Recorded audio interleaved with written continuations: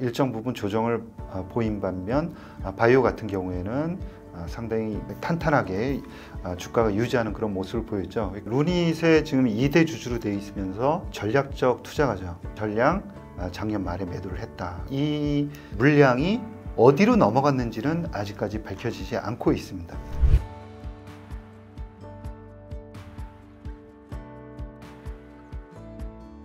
여러분 명절 잘 쉬셨습니까?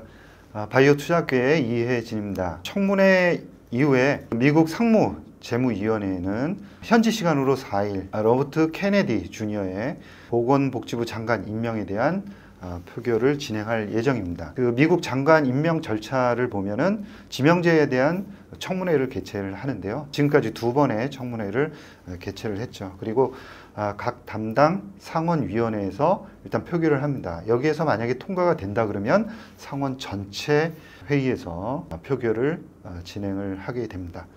지금까지 케네디 주니어에 대한 그 표결 여부에 대해서는 아직까지 불투명한 상황입니다. 상원에서 어떤 결정을 내릴지 좀 지켜봐야 되고요.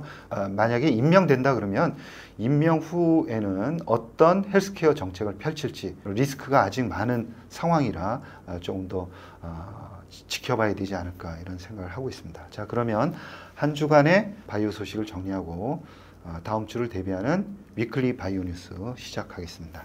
자, 이번 주 4월부터 6일 사이에는 실적 발표가 예정이 되어 있습니다. 미국에는 화이자라든가 머크 그리고 노보노디스크, 일라이릴리 등 비만 치료제 관련한 회사들의 실적 발표가 있습니다. 특히나 일라이릴리 같은 경우에는 작년도 3분기 그리고 4분기에 시장의 예상치를 미스를 했습니다. 그래서 실적에 대해서 어떤 가이던스를 주고 어떤 이야기를 할지 조금 더 지켜봐야 될 것 같습니다. 국내에서는 마찬가지로 한미약품, 그 다음에 SK바이오사이언스, SK바이오팜 실적 발표가 예정되어 있습니다. 자, 주간 경제지표를 한번 볼까요? 미국의 경제지표는 지난주 이전 2주 동안은 경제지표가 예상치 대비해서 부합하거나 아니면 다소 못 미치는 지표들이 많이 발표됐습니다. 그래서 금리도 다시 조금 하향 조정되는 그런 상황이었고요. 지난주에는 기대치 대비해서 보합하거나 아니면 다소 높게 나왔습니다. 그래서 미국 경제는 여전히 확장세를 보이고 있다. 결론을 내릴 수 있을 것 같고요. 미국 10년물 국채 금리가 4.55까지 떨어진 다음에 옆으로 횡보하고 있는 그런 상황입니다. 유가도 많이 떨어져서요.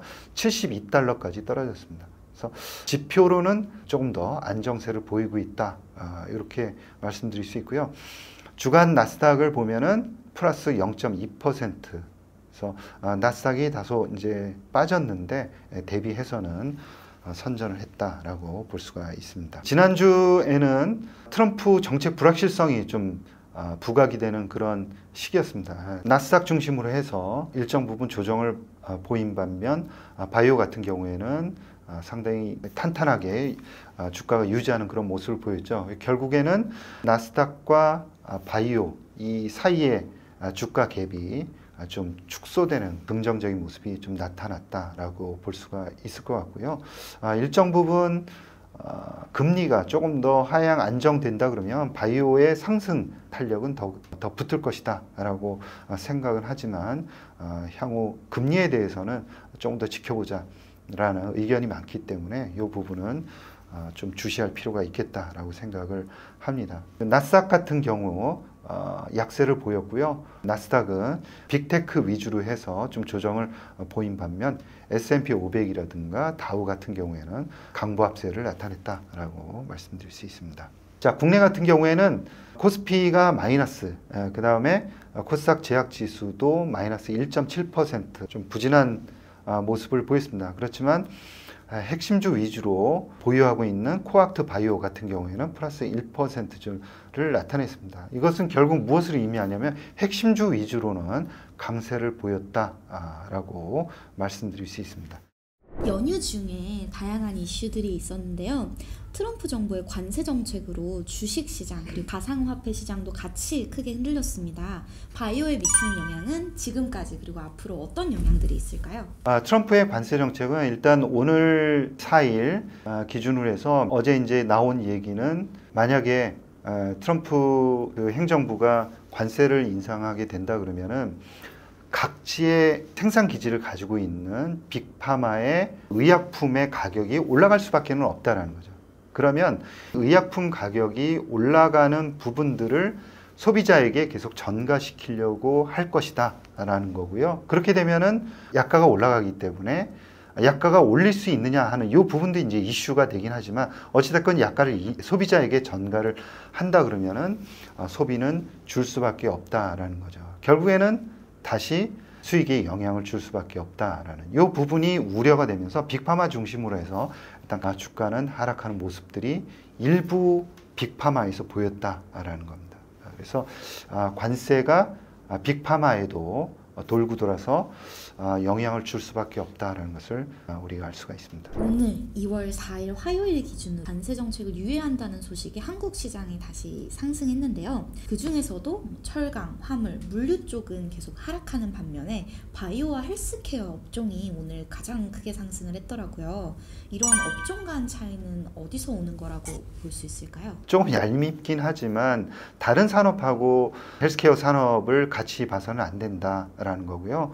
국민들의 건강과 관련된 아주 중요한 산업이기 때문에 바이오 헬스케어 산업은 좀 예외로 해야 되는 거 아니냐 이런 목소리들이 많습니다. 그래서 실질적으로 제약 바이오 쪽에 이제 약가를 인상하는 관세를 인상하는 그런 조치를 취할지에 대해서는 조금 더 지켜봐야 되지 않을까라고 그렇게 생각합니다. 지난 12월 초 정치적 리스크가 있을 때는 외국인 매수 시그널을 봐야 한다라고 말씀을 주셨고 연말 연초 기간에는 트럼프의 행보가 중요하다고 말씀을 주셨는데요.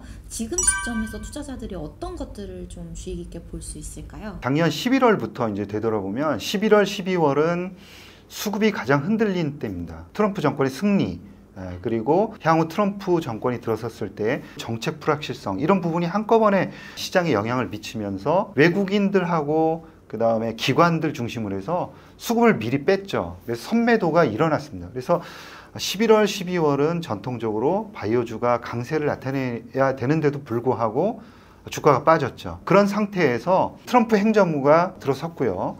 향후에 어떤 정책을 펼칠지는 지켜봐야 됩니다. 현재 나타나고 있는 경제 지표들을 보면은 아주 나쁘게 나타나지는 않고 있는 상황이죠. 아직까지는 트럼프의 정책이 어떤 영향을 미칠 정도의 그런 시간이 지나지 않았습니다. 그래서 아직까지는 좀 두고 봐야 하는 그런 상황이고요.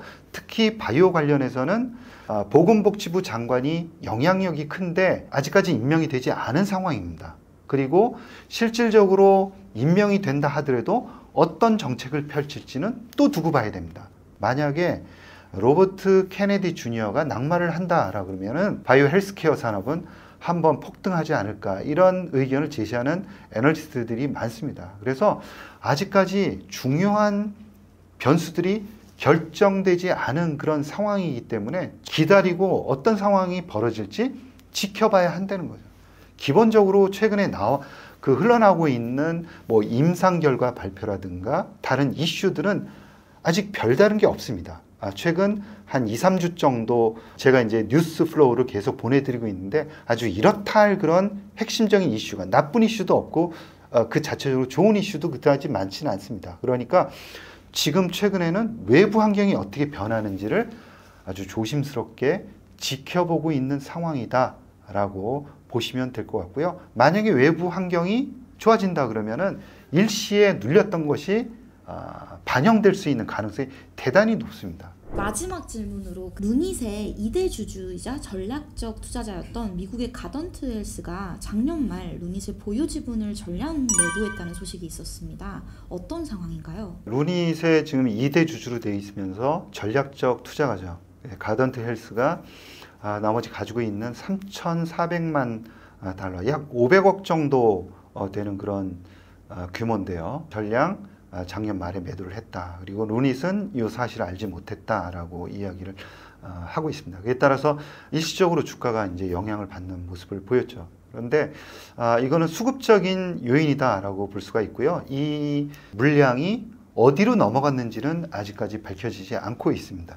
그래서 만약에 장기 펀드라든가 수급에 긍정적인 영향을 줄 수 있는 그런 펀드로 넘어갔다 그러면은 그렇게 악재가 되지 않을 수도 있다라는 거고요. 전략적 투자자는 어느 순간에는 시장에서 주식을 팔고 나갈 수밖에 없는 거죠. 그래서 이 자체적으로는 크게 악재다라고 볼 수는 없죠. 작년 말에 루닛의 주요 주주들이 일부 주식을 매도하면서 한 차례 또 주가가 영향을 받은 적이 있습니다. 그 후에 또 가던트 헬스가 주식을 팔았기 때문에 연이어 이렇게 나가면서 좀 뒷맛이 좋지 않다 이렇게 생각하실 수는 있습니다. 그러나 그런 것들이 일정 부분 수급에 의한 단기적인 영향일 뿐 전체적으로 밸류에이션에 영향을 주지는 않는다라고 생각하고 있습니다. 따라서 이 문제에 대해서는 그렇게 정리하는 게 맞을 것 같고요. 추후 이 루닛과 관련한 이야기는 조금 더 자세하게 정리를 해서 영상으로 보내드리도록 하겠습니다. 전체적으로 좀 정리를 해본다 그러면 현재 가장 큰 이슈는 트럼프의 관세 정책 그리고 빅파마들의 의약품의 가격 인상으로 연결되면서 가격이 올라가게 되면은 소비가 좀 줄어들 가능성이 있다라는 우려감이 대두되고 있습니다. 따라서 트럼프의 관세 정책, 두 번째는 로버트 케네디 주니어의 청문회 진행입니다. 그리고 인준이 될지 어떨지 이 부분이 시장의 관심을 보이고 있고 또 불확실성이 있는 분야이기도 하다라는 거죠. 그래서 향후에 케네디 주니어가 보건복지부 장관으로 임명이 된다 그러면은 이 부분이 헬스케어 분야에서는 중요한 화두가 될 겁니다. 그래서 조금 더 지켜볼 필요가 있겠다라는 거죠. 자, 이상으로 이번 주 위클리 바이오 모두 마치겠습니다.